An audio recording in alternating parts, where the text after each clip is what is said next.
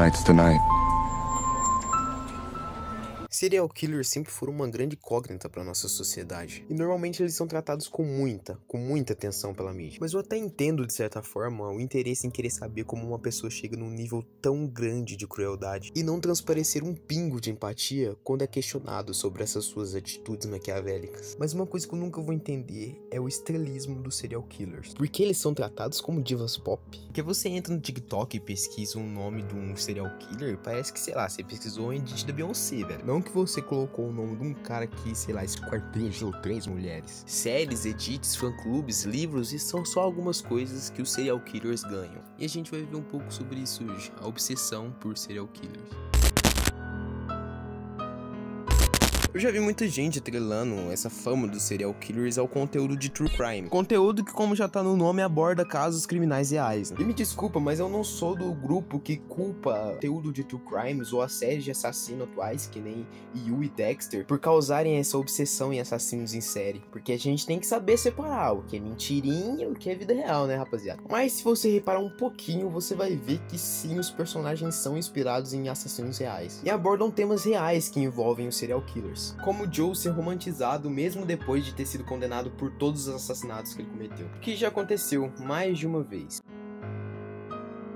Ted Bundy, um homem comum, bem aparentado, estudante de advocacia, que cometeu aí em cerca 30 assassinatos nos Estados Unidos, 30 que ele confessou, né? Com tudo isso, ele demorou pra ser preso, né? Ele começou a agir em 74, foi preso em 75, mas fugiu 2 vezes e só foi capturado novamente em 78. Mesmo assim, durante muito tempo, ele se dizia inocente e agia como inocente. Pelo fato dele ser um estudante de advocacia, um homem consideravelmente muito inteligente, ele foi seu próprio advogado pelo seu julgamento, inclusive, mas não deu muito certo, porque ele foi executado na cadeira elétrica em 89, e era muito popular entre as mulheres. Elas faziam cartas pra ele, assistiam aos seus julgamentos e defendiam a sua inocência. Não é à toa que ele se casou, não lembro se foi depois do julgamento ou foi durante o julgamento ainda, mas dos que eu vou citar hoje, ele é o menos famosinho e o menos popular, assim.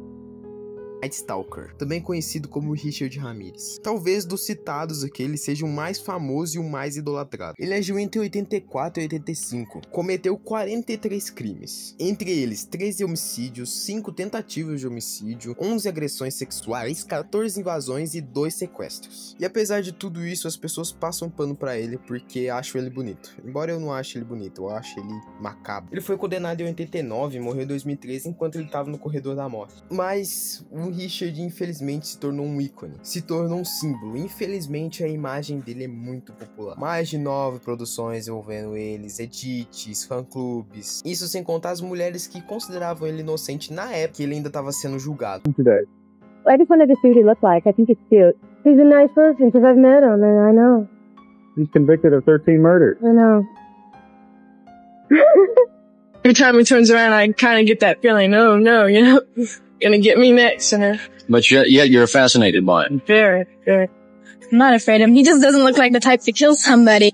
De um tempo pra cá ele virou uma trend aí no TikTok sobre esse arquétipo de personagens meio bad boys, sei lá que porra que é essa, que coloca personagens e pessoas que têm esse arquétipo de maquiavelismo, narcisismo e autismo. Consegue entrar na minha cabeça porque o povo acha ele bonito. Eu acho ele muito feio. Não feio, eu acho ele assustador, ele é macabro, velho. Imagina você tá de boa em casa de noite e do nada você vê essa coisa invadindo ela. E não, menininha de 14 anos, não, você não iria casar com o Richard Ramirez se encontrasse ele. Se você encontrasse ele, provavelmente ele ia te estuprar, te escortejar. Você não seria nada, além de mais uma vítima dele. E o pior de tudo é que agora eu tô vendo que, mano, tá tudo conectado. Tipo, Lux Maxim, Dark Romance, True Crime, isso tudo tá tudo conectado. E é só comunidade de doente na cabeça, velho. Impressionante. Mas vendo as fãs que iam ver o julgamento do Richard Ramirez, eu sou obrigado a concordar com a galera do Lux Maxim que a aparência realmente importa.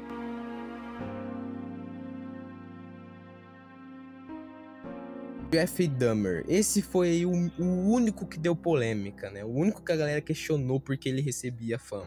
Talvez porque o caso dele seja o que envolve uma das coisas mais absurdas aqui, né? Que é o ato do canibalismo. Não que as outras não sejam, mas o ato de você pegar uma pessoa, cortar, cozinhar e comer bizarro. Bom, ele agiu aí entre 78 e 91, foi preso em 92 e condenado por 17 homicídios. E ele, que curtiu uma broderagem, morreu na cadeia levando ferro, mas não do jeito que ele gostaria. Ele tem 6 produções aí envolvendo a sua pessoa. Ao contrário do Richard Ramirez e do Ted Bundy, ele não era tão popular assim com as pessoas, até porque ele era lá muito esquisito, mas muito esquisito mesmo. Mas aí com o lançamento da série Dahmer pela Netflix, onde ele foi interpretado pelo Evan Peters, tudo mudou. O Evan Peters, inclusive, que só faz personagem desse tipo, talvez o personagem mais normal que ele fez na vida foi o Mercúrio dos X-Men. E com isso, o Jeffrey Dahmer virou um ícone da cultura pop, virando até fantasia de Halloween. O que é um bagulho muito preocupante, porque embora eu não esteja me aprofundando nos casos aqui pra contar pra vocês, o que esse cara fez, mano, é um dos bagulhos mais absurdos que eu já ouvi na minha vida. O fato dele ficar debochando na cara dos parentes das vítimas no tribunal, ele fica contando as coisas nojentas que ele fazia com os cadáveres pros seus companheiros de cela, inclusive esse foi um dos motivos porque ele foi morto. Agora vamos falar sobre o que fez eu ter vontade de fazer esse vídeo, que é o caso da Suzanne von Richthofen. Eu sei que ela não é considerada serial killer, mas fica quietinha aí. A mulher aí que planejou o assassinato dos próprios pais de uma maneira extremamente brutal e sem empatia, que fingiu choro no funeral deles, se vestiu e se comportou igual uma criancinha pra dar entrevista.